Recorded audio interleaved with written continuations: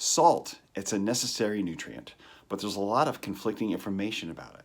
How much do we need? How much is too much? Well, in this week's episode of Hunger Hunt Feast, I talked to Darryl Bosshardt of Redmond's Real Salt about the nutritional benefits of salt, dispel some of the myths we've all heard, and what to look for when shopping for a salt. Let's get into it. Thank you for joining me today for another episode of Hunger Hunt Feast. With me is Darryl Bosshardt. Darryl, welcome. Thank you for joining me. Thanks for having me on your program today. I'm excited for our conversation. Me too. Darryl grew up working with his family mineral company, one you guys might have heard of, many of you have heard of, called Redmond's Salts. You've probably heard me mention Relight before because I use it a lot. Stay hydrated, especially when I'm doing my fasting. So Darryl grew up in the business, knows a lot about not only their business, but on salt in general as how it benefits us health-wise. And so I was happy to have Darryl on to kind of share some of that insight with us today. So Darryl, how many things are there wrong with what we think we know about salt? I mean, it's gotten a bit of a bad rap over the last few decades, hasn't it? It certainly has. Zane, salt is one of the most misunderstood minerals on Earth. For thousands of years, it was such an essential part of every civilization. Every civilization started around access to salt deposits. And we follow the spice trades and the salt trading. And we go back to the time of Rome, and it was essential, so essential, in fact, that they often paid Roman soldiers in salt, or they paid them a salary. And so the old is a man worth his salt was because they were getting paid in salt. And if you weren't earning your keep, you weren't worth the salt that you were paid. So we have a lot of this history around the importance of salt, and every farmer and every zoo, and everybody knows how important salt is to animals. And yet sometimes in the last 100 years, we've come to associate salt with this white poison that we have to avoid because it'll kill us all if we're not careful. Right. And so there's more to the salt story than, hey, salt is bad or salt is good. We ought to eat all of it. We can. I mean, there's certainly a balance. Right. Of course. I think it's just we've been told that it's a normal amount seems to be scary for some reason. And then yet we have a lot of, I think, in processed foods, we have these food additives that seem like sodium or sodium-like, but they aren't really quality salt or quality sodium. They've been stripped and turned into something different. So what is real salt like? Like, what is that? What makes that so special or so different? And what is it that we need from like a true salt? Yeah, well, great question. So when I talk about real salt, I'm talking about a specific brand, and the brand is called Real Salt. Awesome. Brand of salt. And we talk a little bit about how that name came to be. But when we look at salt in nature, this salt that I talked about, how it was, this such essential for life, it was paid to Romans. In fact, when you walk into the hospital, the first thing they're going to do is they're going to give you an IV of saline solution, which is salt water. Right. And if salt were deadly and we needed to avoid it, and it was going to be this big problem, even if you have high blood pressure or low blood pressure or heart disease or no heart disease, when you walk into the hospital, you're going to get an IV of saline solution, which is salt water. But it's 0.9% salt water, and it doesn't have all of these empty carbs that are attached to the salt. And the salt itself is different than the salt you get in these processed foods. And so there's a couple of factors, and we can talk about that in a minute as far as how to find a good natural salt. Okay. But when we say salt is essential, first is a little disclaimer. If you have kidney failure or on dialysis, you can ignore everything that we're talking about today, because there are some contraindications, but it's very small. And in fact, most of the population, as studies now show, that you need a lot more salt than we've been told if it's in the right form and if it's not attached to crappy foods. Same thing with fats, right? We used to think that fat was all the same. We know now that there's a lot of differences in fats. And some fats are really good and some fats are really bad. Right. Because what we do to the fat, whether we heat it or, becomes these issues with it. And salt's the same way. If we go back into nature, salt is essential for life, but heavily processed salt, and then you take that heavily processed salt and put it on heavily processed nutrient poor foods, and now we've got a combination that we know isn't good. Mm-hmm. Mm-hmm. So what would, so people talk about sea salt. So what makes, let's say, sea salt different, or is that really what we're looking for? Is a sea salt, you think of, okay, it's got some minerals, it's got some, it's probably hasn't been bleached, but I mean, I think most people, it's more of a marketing tag that, as far as what we know, it's a label, but we don't really know what that means. That's a very insightful question. And I'm glad you worded it that way, because if we polled, let's say, all of the listeners and said, who has heard sea salt's better? I would guess that a high percentage of your listening population would raise their hands, and they've heard sea salt's better. And if we went back, 50 years, sea salt probably was better. Unfortunately, today, if you walk into the grocery store, even a health food store, and you buy a product that says sea salt on it, it may or may not be a good quality product. And that's because of a couple of factors. So all salt today can be defined as sea salt because it comes from a seabed at one point.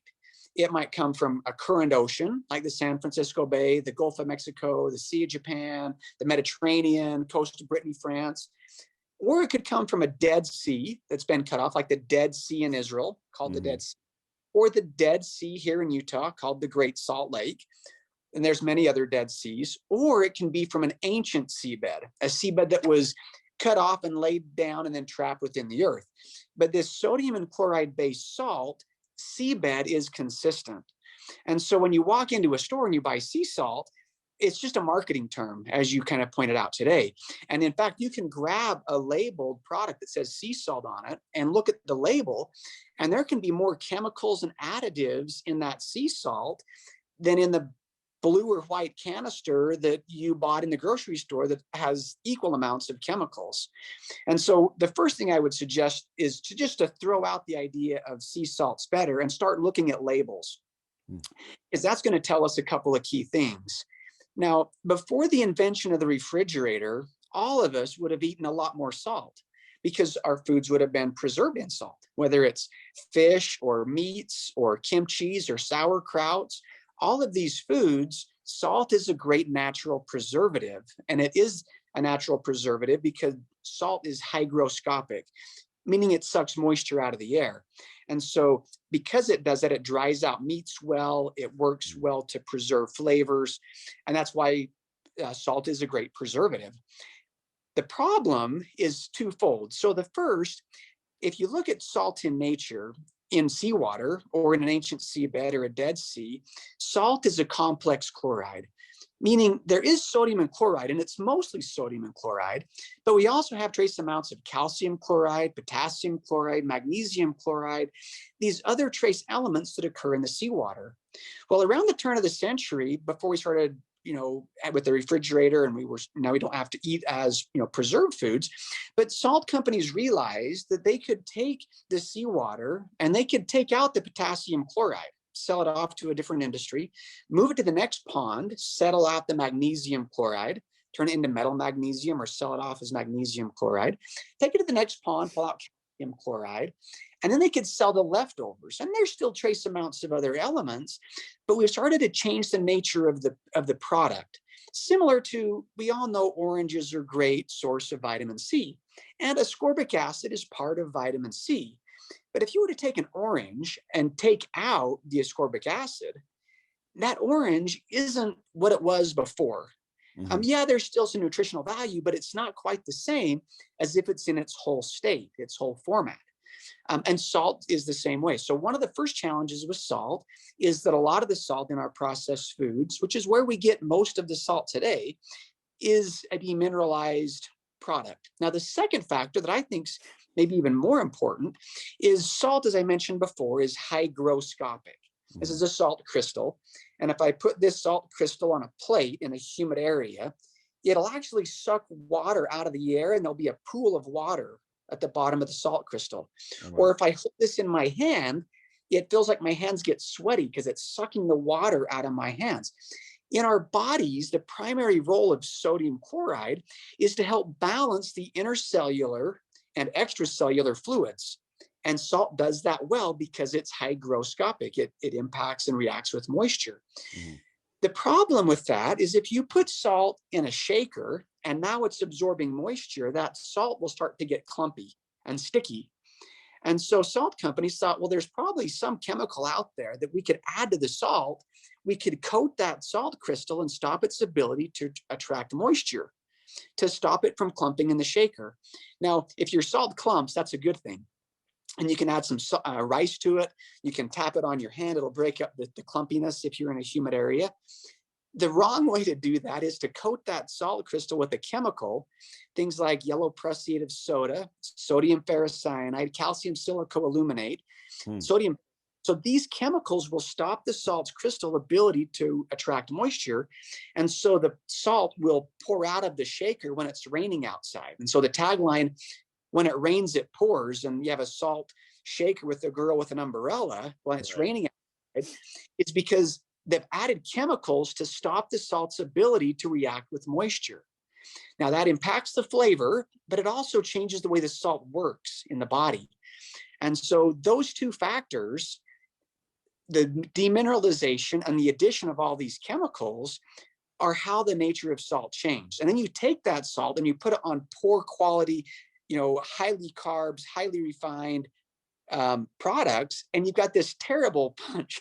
And so instead of salt giving us this life-saving energy that salt has always done, because it's so essential for everything in the body, in terms of importance, you have air, then you have water, then you have salt. And in order, those things will die. The body will physically shut down. And then you've got food below that. So salt is absolutely essential, which is why it's the IV. If you got an IV of distilled water, an IV of tap water, an IV of coffee, anything but an IV of sodium chloride at 0.9%, it'd be disastrous for the body. And so, sorry to kind of go on a ramble there, but you can tell I'm passionate about salt. Oh yeah, no, I get it. I get it. So some of the minerals you mentioned were you said magnesium and potassium. Is that right? Correct. And so those should be minerals that we get from our salt generally, from originally, or would have been minerals we got from our salt before they started highly processing and stripping it of these minerals for other reasons. So so that's probably part of what makes the salt healthy and stay and keep the fluid intracellular. I would imagine is the fact that we bring those minerals in. And okay, it's a pretty complex system. Our bodies are amazing, and if you look at the electrolytes on the intracellular or extracellular solution, it is different which ones are more important in terms of sodium versus potassium, because of the sodium potassium pump that helps draw fluids in and out. It cleans the cells, it heals the cells. Right. And salt was never meant to be a source of potassium or calcium or magnesium. There's trace amounts there, but we're supposed to get those largely in other parts of our diet.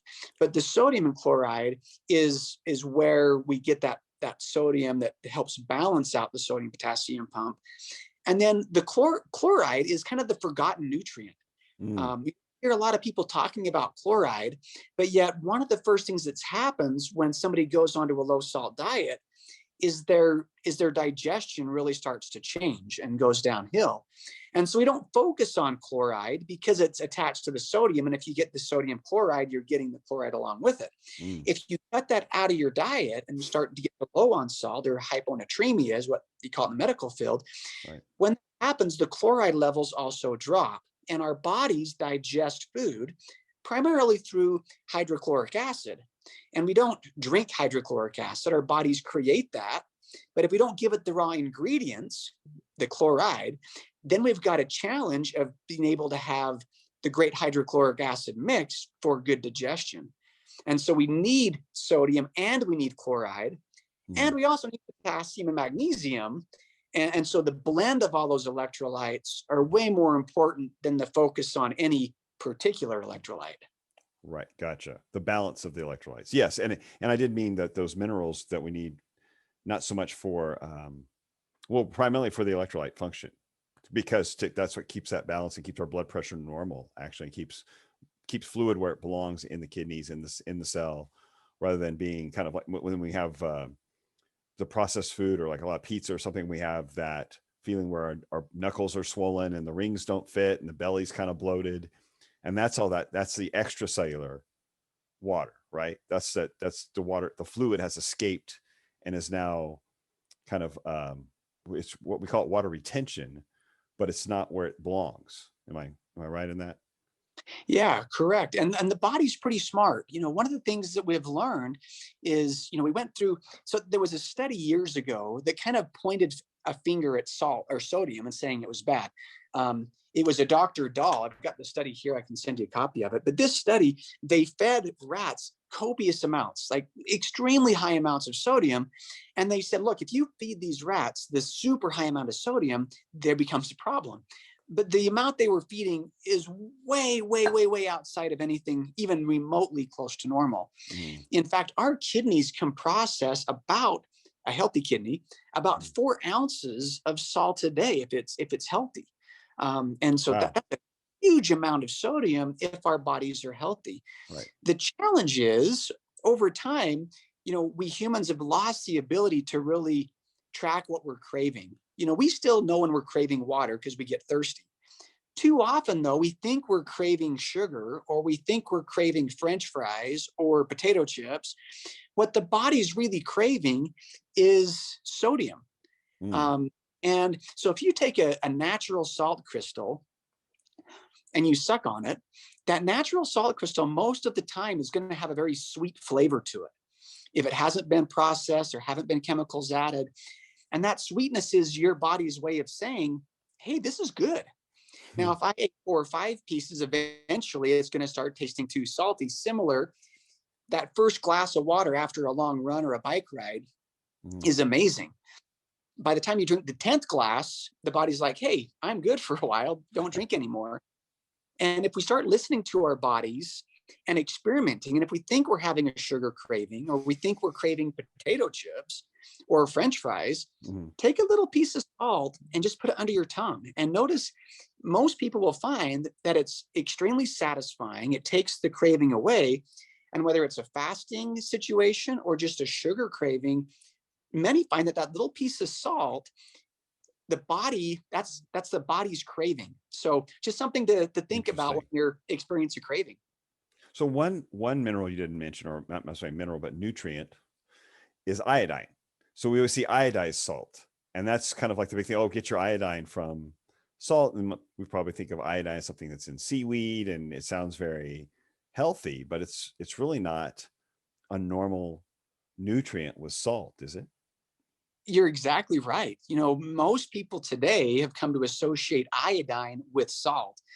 And because of that, no discussion on salt would be complete without touching on the importance of iodine. And as I'm sure you're aware, iodine is a super essential nutrient. Right. Many people today are iodine deficient. And so we ought to be going out of our way to find foods rich in iodine and maybe even a supplement, because iodine is so important and our foods have become a little demineralized. If you went back and looked at any food item years ago, it would probably had a little better nutritional value than the same food item does today. Right. But the way we started to associate iodine and salt was back in World War I. And in World War I, they started the draft.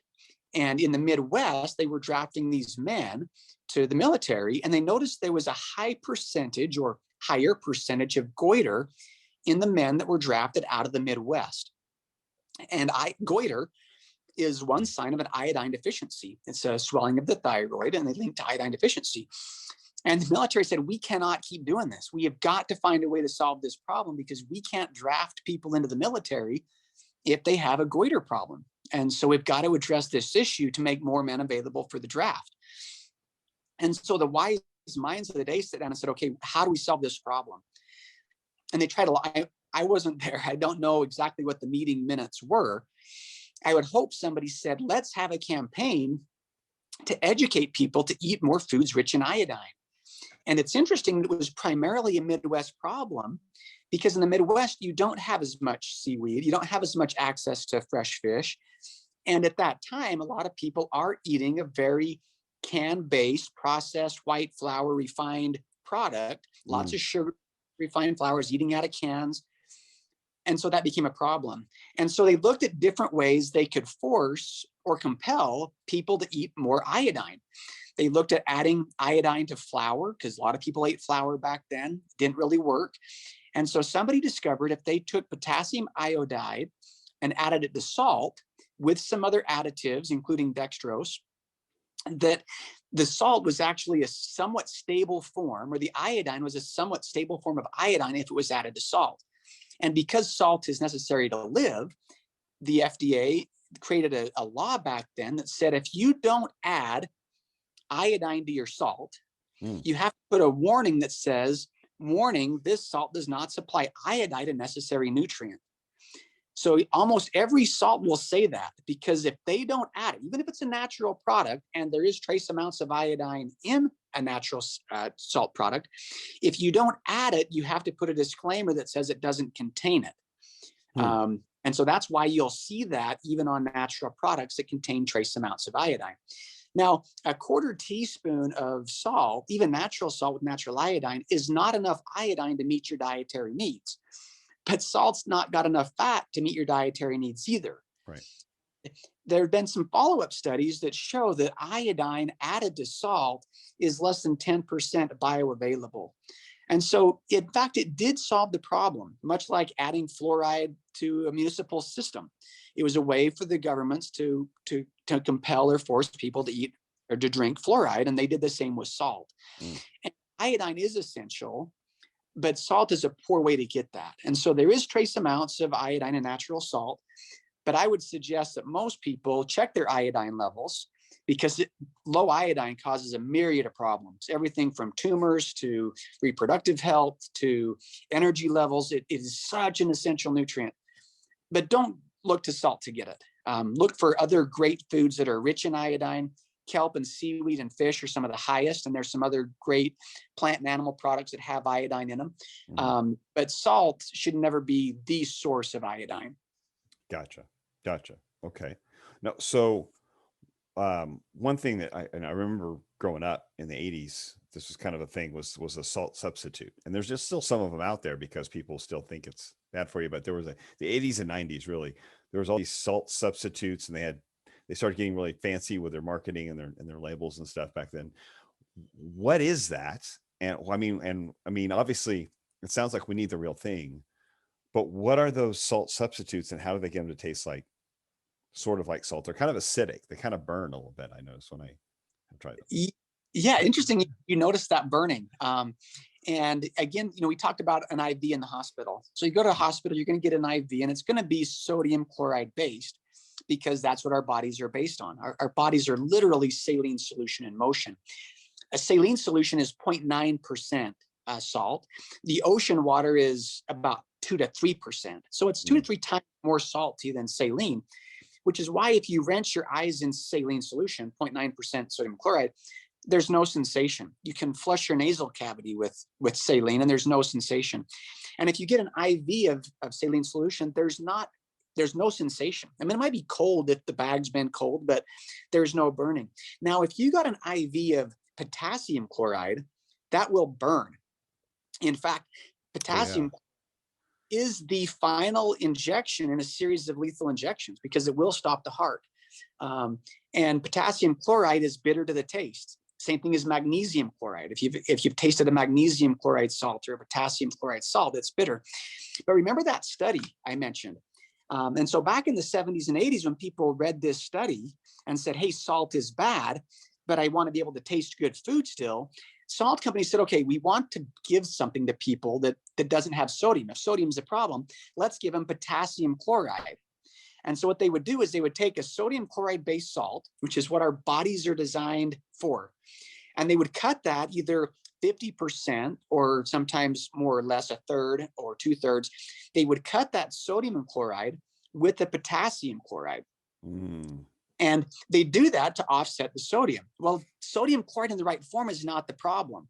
In fact, if you look at any salt substitute today, if you go to the grocery store, which I had one to show you, but if you go to the grocery store and you buy a potassium chloride based salt, it might be called half salt, no salt, new salt, light salt, whatever, there's going to be a warning label that says, warning for normal, healthy people. Consult your practitioner before use. And it's on there because it's potassium chloride. And you can throw the body and the heart out of balance a lot faster with potassium chloride, which can mess things up, than sodium chloride, which is what gives us life. And so that the idea of, I would guess as we move forward and more people realize, especially, as people are moving into this healthier lifestyle phase and looking at fast, looking at ingredient labels, they'll realize that the right kind of salt isn't the problem. It's the processed salts, and it's the poor quality foods that we're putting all this on. As a health and as a nutritionist like yourself, I mean, one of the big things is to get people to stop eating out of cans and out of boxes, and where the poor food's coming from, and with it, all of the poor salt. And that's a terrible punch. You get bad salt with bad food, and then we wonder why we feel terrible. Mm-hmm. Exactly. And we blame the salt. Yeah. They literally blame the salt. I've heard them say it, and it's like, it's not the salt. It's not the salt. And it's the same thing with fats. For years we thought that, it's the F word, right? But now we realize that, yes, there are some fats that you should avoid. But there are a lot of fats that we absolutely need. And now the research shows, and I can send you a copy of the article that you can post on your site, is two things. Insulin resistance is a big thing today.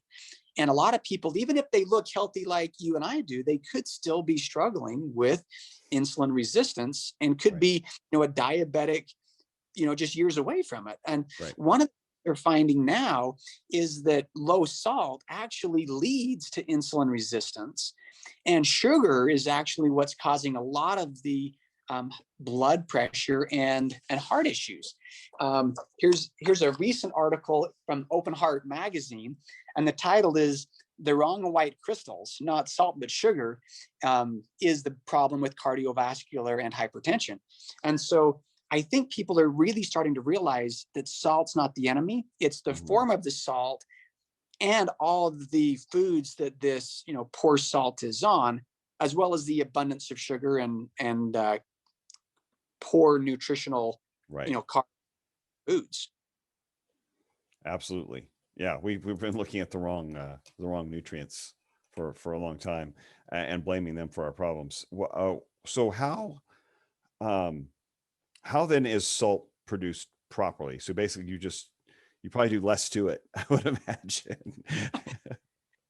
I think that so somebody asked me once, if you could, how do you tell somebody to go buy a good salt? And I said, there's really just three questions. And so we'll end with that. But to back up, so salt today can be produced a couple of different ways. I'll say good salt, natural salt, can be produced a couple of different ways. So the first way, if you go back to how our ancestors years and years ago, they got salt two primary ways. Either A, it was from a current ocean, and they would take the current ocean water, whether it was off the coast of Brittany, France, or in Hawaii, or wherever. You take that seawater, which occurs about 2 to 3% sodium chloride with other minerals, you pull it into a pond, and you line the pond with a clay that stops all the water from seeping into the ground. So you have this evaporation pond, is what we call it. So you take the seawater out of the San Francisco Bay, the Gulf of Mexico, wherever, pull it into a clay-lined pond, and let the sun evaporate it. And as the water starts to evaporate, that seawater that was 2% or 3% salt becomes 4, 5, 6, 20. At 26%, that water is what we call max salinity, meaning it can't hold any more salt in solution. So at 26%, the salt crystals will fall out of suspension onto the bottom of that pond. And then you simply just rake up the salt crystals. And if you let that salt and the water sit long enough, eventually all the water's gone. And now you've just got this leftover for every 100, it's by weight. So you take 100 ounces or 100 tons of seawater, and you're left with about 26% of that is now salt crystals. And you do that in one pond, and you get all of the minerals that were in the oceans, as well as the minerals that are in the clay, and so as well as the color. So the gray Celtic salt comes off the coast of France. That light gray color comes from the clay-lined ponds where that salt settles off in one complete process. And so it's a great way to get all of the ocean and the seawater. Now, contrast that today, some salt companies will use the same process, but instead of using one single pond and get all of that, they'll use a series of evaporation ponds so they can kind of pull off in different densities those different electrolytes, which causes more of the problem. If you do it in one great big pond, that's great. Now, today, unfortunately, we humans haven't been the best stewards of the planet Earth. If you look at our oceans, let alone Exxon Valdez and BP and Japan, but we now have microbeads and plastics and unfortunately a lot of things in our seawater today, pharmaceuticals even, that we didn't have to deal with thousands of years ago. And so that does become a factor. And so when you're looking for salt, the source where it's coming from is a big consideration, and water is the universal solvent. So eventually it does disperse quite well. But I wouldn't get seawater out of the Gulf right near or around the BP oil spill, or near Alaska or the Pacific Northwest or even California not long after the Exxon Valdez spill, or Japan or wherever. And so that is a consideration. Now, the other way you could get salt is from a Dead Sea. Now, the Dead Sea in Israel isn't a great salt for humans to consume because it's really high in magnesium and potassium chloride. So that's why if you've ever been to the Dead Sea, it's quite bitter, because salt there isn't primarily sodium and chloride, which is what our bodies need. And for whatever reason, and I'm not a scientist expert on the Dead Sea, but for whatever reason, that has become a lot more potassium, magnesium based than sodium, which is what our bodies are. And then the other option is to go to an ancient seabed. And so if you looked at native cultures, they found these ancient seabeds that were pushed up near the surface. So there's the Himalayan deposit that occurs in Pakistan, a great ancient seabed salt trapped millions of years ago that's been pushed up there in Pakistan. You have a similar one in Bolivia, a beautiful Bolivian pink salt that's been pushed up from a seabed, laid down during the Jurassic era, millions of years ago, hundreds of millions of years ago. And then there's one here in Utah as well, the one that my family's harvested since the 1950s, which is another ancient seabed that was laid down in the Jurassic era. And so, and you contrast that with more of a commercial operation where they're either messing with the natural minerals that were laid down or adding additional chemicals to it.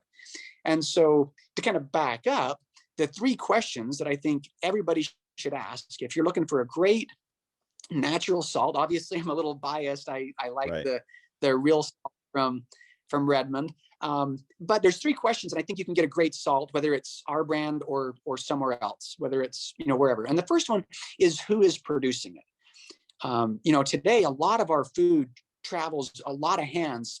And so sometimes it's really hard to know where that food came from. And if you meet the farmer, you go down to the farmer's market, or you make a few phone calls and you can connect with the producer, whether it's a great steak, whether it's clean eggs, whether it's kale or a cucumber, whatever it is, or salt. I think if you can know who's producing it, then you can get the answers to the next two questions. The first one is know the source. Where's it coming from? If it's in the case of meat, is it coming from a grass-fed operation where the animals have a lot of area to graze, and it's a very different than a confined feedlot situation? If it's salt, is it coming from a current ocean, an ancient seabed? I think those are good questions to ask. And then the final question is, what are they doing to it? Are they putting anything in? Are they taking anything out? And I think whether you're getting eggs or kale or cucumbers or great salt, if you ask those three questions, I think you'll end up with a lot cleaner, healthier product. Okay. Well, that kind of brought up another question for me, because we do see a lot of salts on the market, some of the more people who are looking for a more natural salt. And we see that like the Himalayan, and that's the pink salt. And so these different colored, you mentioned the gray salts, there's black, I believe, out there. Is that relevant? is color relevant, or what role does that play in the beneficial, nutrients in the salt, or the source of the salt? Is that sort of an important thing to look for, or is that more of a coincidental part of how it was, of where it was created, or where it was found? Both. Okay. Salt in nature, should look more like a snowflake than it does a product. So if you take your salt and dump it in your hand and all the beads look exactly the same and uniform, that's an indication it's probably quite processed. If you look at the salt crystals and they're all different shapes and slightly different color, that's a good indication that the product's a little more natural. The first time, if your entire life all you saw is white, bleached, enriched flour, the first time you saw a whole wheat flour, you might think, man, something has gone terribly wrong. But the color and the variation isn't a problem when it comes to salt. Now, all of those salts, generally speaking, can be a good, clean process as long as you kind of ask those three questions. And then it comes down to fun and flavor. So one of my favorite salts outside of the Redmond real salt is the Hawaiian salt. The Hawaiian salt they use a red clay to line the pond, and it gives the salt crystals a very dusty flavor. And it's really fun to use on some fish. It's really fun as a topical product. If you throw it in soup, the magic's gone. There's a really neat salt crystal. It's a little pyramid, like a little Malden salt crystal. And again, it's a pretty expensive salt crystal, but on the top of a salt caramel, it's kind of fun. It looks unique. You can smoke salt really well. Salt is hygroscopic, so it absorbs smell and moisture and flavor. So if you smoke salt, the salt has a smoky flavor, and so that can be spun to use as a finishing salt or on some meat preparations. And so salt can be fun with these other colors, but it's a really small part of it, more of a kind of the spice of life. Another really fun one is they'll take salt and add truffles, like a truffle powder. And so it really fun, unique flavor. But the important part is getting the salt right first, and then get creative with how you use the crystals and what you might add to it. Gotcha. So those colors really are, like you said, the Himalayan, or the one in Peru, I think it was or Bolivia, that was pink, or the black from, I think I've seen black or gray in Australia, maybe, I'm not sure. But that's more coincidental of where it came, or maybe how it was extracted, or the clay it was used to extract. So it's not really vital that it has a certain color. It's more about the source, and that it be as minimally processed as possible. Correct. And then Okay. those do add some nuance. And so, you mentioned Australia. Australia has a really fun product called Murray River salt. And the Murray River has a pink algae in it. And so the salt water out of this river, the salt crystals have some of that pink algae with the salt crystal. And so it's this really unique pink salt, and it tastes salty. It's a little milder flavor. And so it's a good salt. And so what I like to do is, for my everyday salt, I keep one in my pocket, because when you go out to eat, or you're your desk and you're enjoying an apple, or whatever, if I'm on a bike ride, I'll take this out of my pocket and throw a little salt back. And so I keep this one with me every day. But then for fun occasions, I'll use a smoked salt because it's kind of unique. Or if I'm doing a particular fish dish, I might use a different salt crystal for some color or some flavor. But the key is having a mineral complete salt that doesn't have any of those additives, and then you can have some magic and fun with it outside of that. Gotcha. Okay, great. So the big question is, how much is the right amount?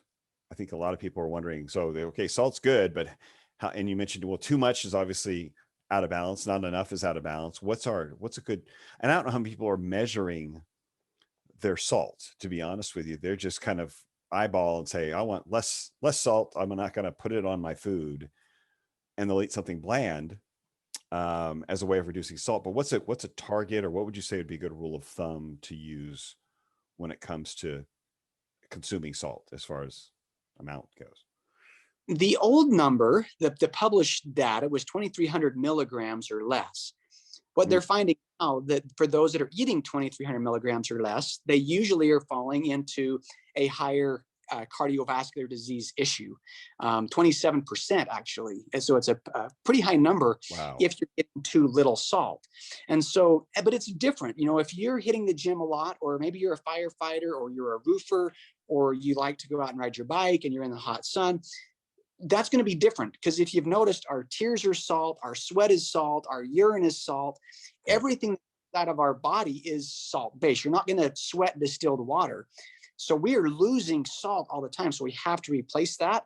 And the degree that we're losing it, we have to replace it. And so somebody that's sweating a lot, hot yoga, there's certainly a baseline, and most people are getting way less than they really need. But a lot of people are also getting too little magnesium and too little potassium and too little water. And so we need to really get a lot of all of that. And so when somebody switches to a natural diet and they're not eating out of cans and processed foods, that's when adding salt to our diet becomes really important. So when you make that switch, a lot of your more informed or natural salt-friendly doctors today will say salt your food liberally, because we know we need the chloride, we know we need the flavor, it aids in digestion. And as long as we're drinking enough water, just like in the hospital, you really can't overdose on salt. You can't overdose on saline if it's in the right form and you're getting plenty of fluids. And so the first thing I would say is salt your food liberally. If you're eating, good, clean food, if you're eating, crappy French fries that are clear full of empty, whatever, don't put more crappy salt on top of that. But when you're eating natural, salt your food liberally. Tell it tastes good. Our bodies are really smart. Our bodies know when we're low on water, right? So we crave water, and our bodies know when we're low on salt. We've just forgotten what that is. And so as we retrain our bodies to listen to water, when we're thirsty, we're not craving, pink, purple, blue soda pop. Our bodies are craving good, clean water, and then good, clean salt. So once you do that, then we need to start adding water, or adding salt rather, to our water that we're replacing. And so if you're doing a hot yoga session, you're burning through sodium chloride, calcium chloride, potassium chloride.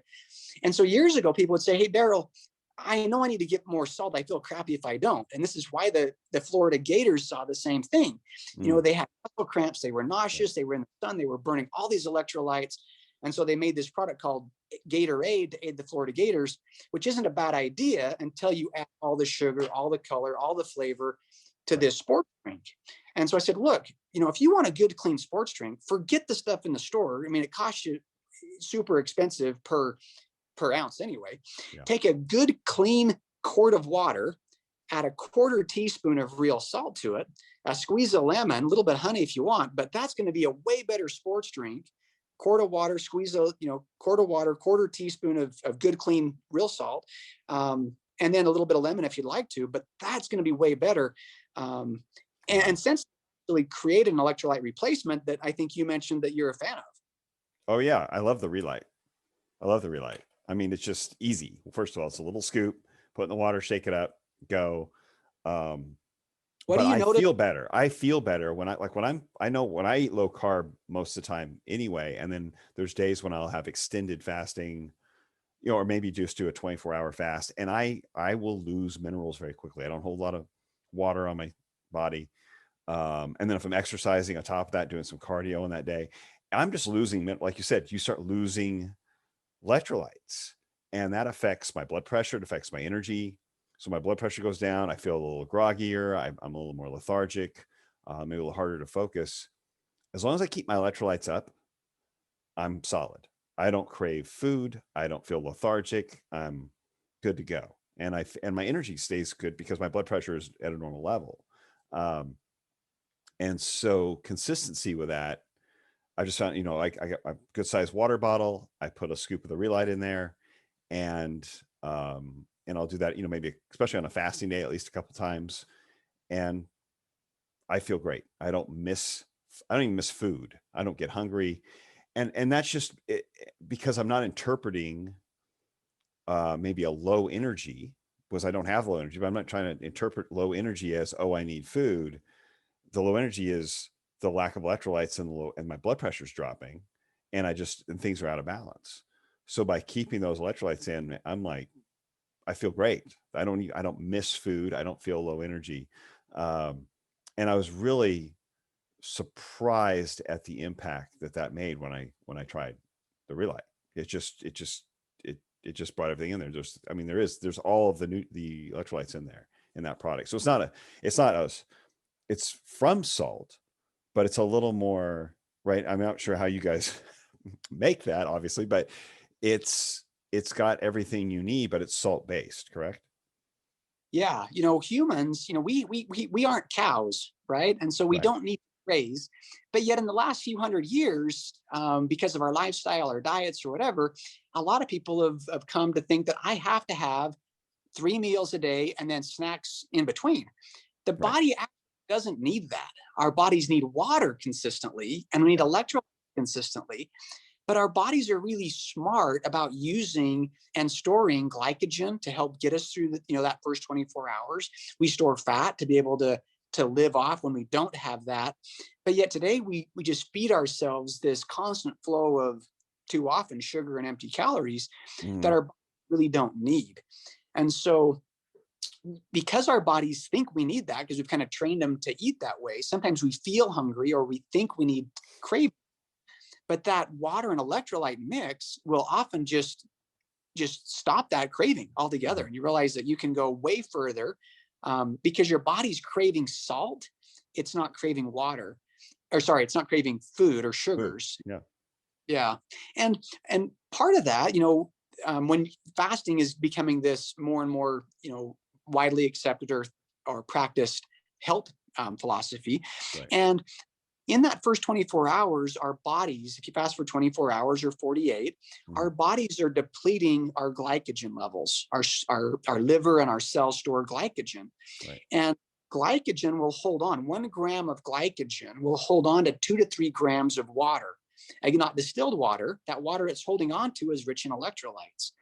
And so as we start to fast and those electrolytes of the glycogen depletes, because that's the energy that our bodies are using, it's that short-term stored energy, and all the electrolytes with it, then we'll start to have headaches. We'll get nauseous. We'll think we're fatigued. Some people call that the keto flu or the carb Right. decreased flu, and they'll get headaches.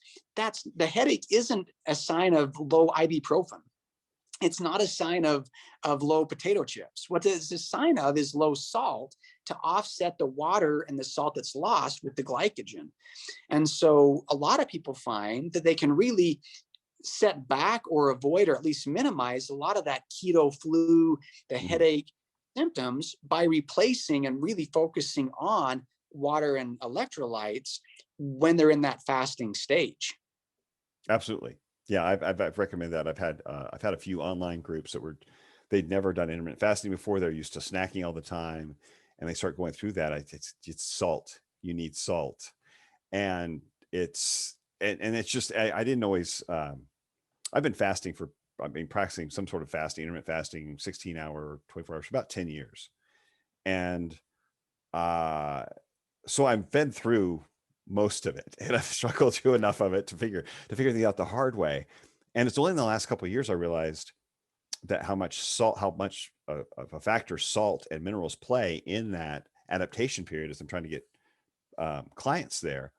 But as I said, the Relight is just kind of like it's an easy go-to. I know there's no sugar in it. It's not like if I send someone to the store to buy an electrolyte drink, and I say, look for no sugar, okay, or find a no sugar product. Well, who knows what else is in there? It's got some kind of artificial, odd artificial sweetener, or it's got some other coloring.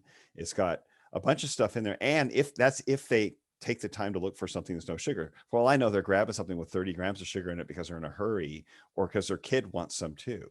So it's a gamble. If I say, just get this Relight, I know what's in it. I know it's good for them. And I know it's going to do what it's supposed to do. It's a little scoop in their water. Boom, it's done. And it's something I know. I can depend on, to give them what they need without a bunch of stuff that they don't. So, And and because a lot of people are not only sodium deficient, they are all are also, many of us, because we're eating foods that have been grown in soils that aren't as nutrient dense. Yeah. We are, generally speaking, a lot of people should be going out of their way to find foods rich in magnesium and rich in calcium and rich in potassium. And then you add the sodium as salt to the top of that. Mhm. And so we do add in the Relight, we add a little bit of potassium, we add a little bit of magnesium, a little bit of calcium. And so Right. it gives you these other electrolytes, which are really important in addition to the sodium chloride, which is the base. Right. Yeah. It has all of those electrolytes. I mean, it's just, that's why I think that's why it nails it, because it's a little better, in my opinion, than just throwing salt in water. It's much more of it's much quicker for me. I have done salt in the water. The Relight, just because of those added electrolytes, it's immediate. I feel a difference in half an hour. I'm like, okay, wow, I feel much better now. So I love it. I'm a big fan. My wife has been, as she's introduced salt fasting in her life, she's also using it. So it's I'm a big fan of that product. And we have the salt as well, definitely. But that was a big help when, especially getting through a hot summer, and you're fasting and you're outside working. It's like it really makes it much more of a doable part of a lifestyle without interrupting your workflow or interrupting the pace or things you want to get done. And I can charge right on through without really missing food, without feeling lethargic. So it's tremendous. I mean, you got whatever mix you guys put in there, it's the right mix. So I really appreciate it. Well, let's talk about what other products do you guys have. I mean, I want to turn people onto your company and tell them how to find you guys and what to look for, depending what their needs are. Yeah, so where we're talking about the electrolytes right now, we do have some new electrolytes coming down the pipeline. We've got a Relight that is actually kind of immune targeting. So we're adding some vitamin C and some other herbs that are actually known for some good, immune boosting electrolytes. Cool. Oftentimes when we're sick, we don't think about it, but when we're sick, if we're fevering, we're burning through a lot more electrolytes. If we have stomach problems, flu, diarrhea, we are burning through a lot more electrolytes. And so sometimes we drink or we reach for that vitamin C powder or the immune boosting powder, and which is good. A lot of those are good products, but they miss the electrolyte component. And so we've got some Relight coming in the future that'll have some of those immune boosting properties along with the electrolytes that are important. We have another one that's kind of a pre-workout based with some amino acids, as well as a little bit of caffeine for, before you hit the gym or you're heading out on a bike ride. So you're doing a little bit of that amino acid and caffeine loading, and that's coming down in the next couple of months. Awesome. Great idea. With salt in general, of course, there's just the regular salt you'd use in the kitchen, but we have some that are fun for, we've got a garlic lemon and a lemon pepper salt that I think are phenomenal when you're grilling or barbecuing or just, pulling off some vegetables from the garden. And then we have some fun body care products. We've got a clay-based facial mask, as well as a toothpaste and a few fun things that way. So we love products here at Redmond that are simple, clean, and real. And so we try to just find those to make it easy for people looking for a good, clean product. If they love the electrolytes, they like Redmond, it becomes safe. They don't have to really, look at every ingredient because they know, like you've said, that it's a good, clean electrolyte. So great. Awesome. Well, this has been great. This is really, really informative. I'd love to include, of course, I'll include a link to Redmond's in the show notes, but I'd love to include links to those studies you mentioned. If you want to send, you mentioned possibly sending those. Yeah, I can send the study or the link to the article, either one that's easier. The link's easy. Yeah, just send me the links. And the one you mentioned that was in Open Heart about we're looking at the wrong crystal. I've been saying that for a while, so that's awesome. I'd love to include those. And I appreciate you taking the time to come on and share your company's business within what you guys offer. And I mean, I heard about you guys because I was in social media. I'm in the community with a low carb and keto community and Instagram, and you guys are well favored in that community. I mean, there's a lot of love for you guys in there. A lot of people loving your products, but they love what you do and they believe in your product. So you guys have a great reputation with Well, with a really the I would say the very progressive or alternative health that is really looking for, um, you know, what really makes sense. What are real, um, shall we say, what our real nutritional guidelines should be. You know, the people who are spearheading that and throwing out the the false ones and looking at what makes sense. And you guys are definitely a favored resource. we like to think for the most part nature has it right. I was listening to a podcast this morning on running and the foot muscles, and the doctor was saying, if we wore a neck brace all the time, our neck muscles would get really weak. Mm. And if we wore braces on our knees or our feet, our muscles would get really weak. And our bodies are really great at at at at being bodies if we don't prop them up and things like that. And I think with products it's the same way for the most part. I mean, there's probably some exceptions, but we believe that nature has it right. And so if we can learn to listen to our bodies, learn to go back and see what our ancestors did as far as diet, and they weren't eating potato chips and pizza. Right. I think generally we can get a lot healthier product. And you and I might be a little different in terms of what our body really responds to. And your salt level might be a lot different than mine. And, certainly if, somebody's working, sweating every day, they're going to have a different electrolyte need and caloric need than somebody who's got a more sedimentary lifestyle. But I think as we learn to listen to our bodies and learn to listen to our cravings again, we know we crave water. And we know that that's important. And when we crave salt, that's important. But we need to keep those in balance and not just go right to sugar or right to poor quality food, when really our body's just craving clean water and good, clean salt. Absolutely. Well said. Well said. Well, thank you, Darryl. I appreciate your time.